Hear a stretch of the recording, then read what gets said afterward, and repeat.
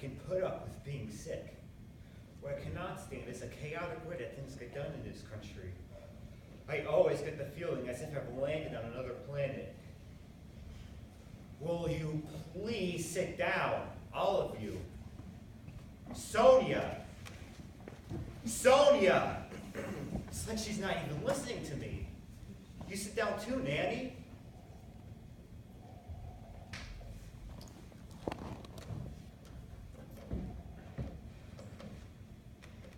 Now, ladies and gentlemen, I'd like you all to pitch your ears into a tune of attention. You don't need me, do you? I was just leaving. No, stay. We need you most of all. What do you need me for? Listen, I understand why you're getting so upset. Believe me, if I've done anything to offend you, then I beg your pardon. Don't use that tone with me. Let's just get down to business. What is it that you want?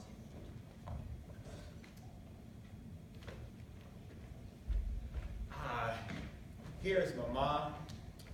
Well, let me begin. I've gathered you all here, ladies and gentlemen, to tell you that an Inspector General has come to pay us all a visit. All right then, joking aside, this is a serious business matter after all. I've gathered you all here, ladies and gentlemen, to ask for your help and for your advice. And I trust in your kindness, as I always have. I, of course, am a scholar, a man of letters. I rely on those with more experience than myself. I've always been a stranger to practical matters. I always have. And so now, I turn to you, Vanya, to you, Ilya Ilyich, to you, Mama. Manit umnis una nox. We all know what that means, don't we? That we're all in the hands of God. I, of course, am an old man, a sick man, and I find now an appropriate time to take concern in my financial situation, to take stock of my family's welfare. Not for myself, my life's practically over anyway, but I have a young wife and an unmarried daughter. We cannot go on like this.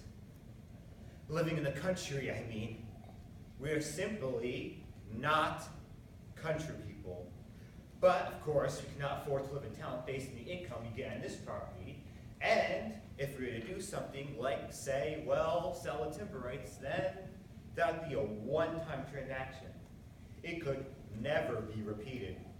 We would have to do something that would more or less guarantee us a regular fixed income. Now, I have thought of something that I think will serve both our purposes, and I'd like to ask for your opinions. I won't go into the details right away, just the general outline. You see, the average return on this property is about 2% per year. I propose that we sell it. We can then invest the proceeds in managed funds. This will bring us to about 4 to 5%. I'd rather imagine there'd be a few thousand extra, which will allow us to purchase a small summer home in Finland. Wait a minute. I think my hearing is beginning to go. Do you mind repeating what you just said? That we invest the proceeds in managed funds, and with the extra, we could purchase a small summer place in Finland. No. There was something before that. I propose that we sell this place. That was it. Sell this place. That's a wonderful idea. That's a brilliant idea. And where do you suggest I go live? And my old mother? Oh, and Sonia. Listen, you don't have to work out everything right away. We could discuss the details later on. Wait a minute. I seem to remember, and correct me if I'm wrong, that this property belongs to Sonia. My father bought it as a dowry for my sister. Of course, I may be naive. I may be thinking of Turkish law. But I seem to remember that Sonia inherited the property when her mother died. Listen, of course this place belongs to Sonia. Who said that it didn't? I certainly wouldn't sell this place without Sonia's permission. Besides, what I'm proposing is precisely for Sonia's benefit. This is unbelievable. Absolutely unbelievable. Either I've lost my mind or else... John, don't always contradict Alexander. He knows better than we do. Oh, God, I need a drink. Somebody get me some water. All right. Go ahead. Say what you want. Listen, Go on. Listen. Go on. Listen, Go on. Listen. I don't understand why you're getting so upset. I didn't claim that my proposal was the ideal solution. If you all think I'm being crazy, fine. I won't insist. Look, you know, I have a great deal of admiration for scholarship excellency. I mean, you know that I have family connections. My brother's wife's brother has an MA, and you may have Not now, Waffles. You can talk about that later. Wait, you asked him. We bought the property from his uncle. Ask him what? What are you talking about? We bought that property for $90,000. Now my father can only pay $70,000 of it, and that left a balance of $20,000. Now we could have never afforded to buy that property unless I had agreed to give up my inheritance, which I did because I loved my sister. And I have worked for the past 10 years in order to pay off the remaining balance. I'm sorry, ever brought this matter up? And the reason that we own it free and clear is because of my personal efforts. So now that I'm old, you want to throw me out on my ass. I don't understand any of this. What exactly is it you're trying to say? I have worked here for the past 25 years, slaving away like the good and faithful servant that I am. And that entire time, you never once thanked me. And the entire time, you paid me what? $500 a year?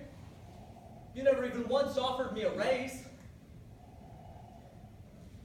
Listen, Vanya, how was I supposed to know? I'm not a businessman. Why don't you just give yourself a raise? Why didn't I just steal, you mean? You guys must all think that I'm crazy because I didn't just steal. Now I should have. I wouldn't be broke right now. John!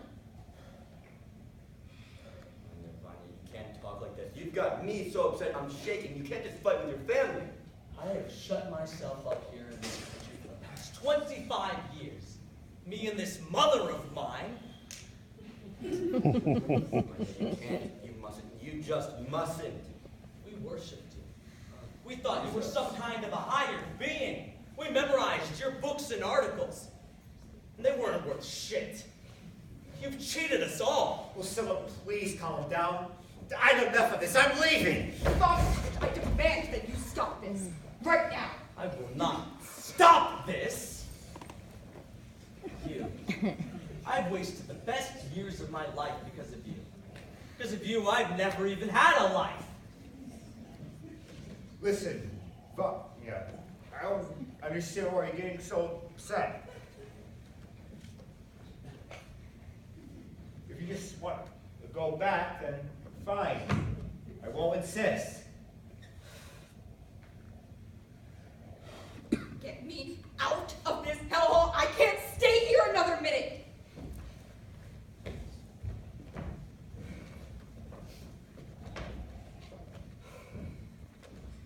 My life is ruined. I was smart. I had talent. I had energy. If I had a normal life, I could have been another Schopenhauer, another Dostoevsky. God, what am I even saying? I'm going crazy. Mama, I'm in despair, Mama. You do what Alexander tells you. Manny. Oh, Mama, please tell me what to do.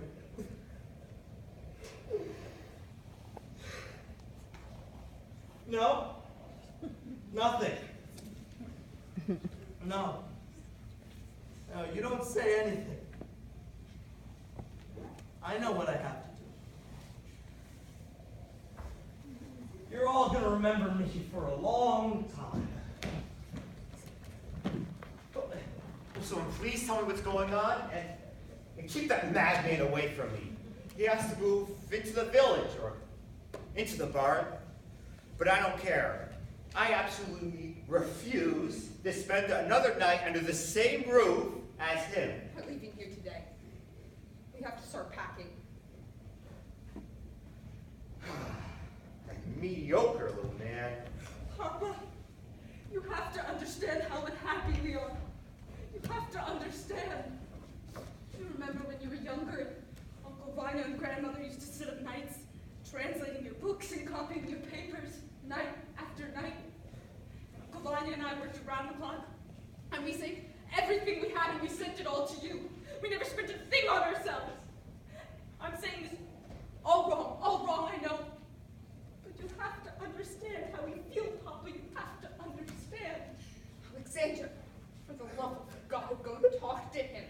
Make things right. I'm begging you. All right, fine.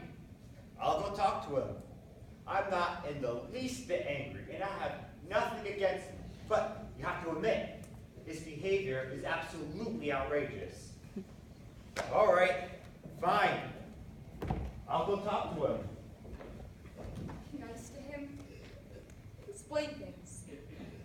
Calm him down. Try to calm him down. Daddy,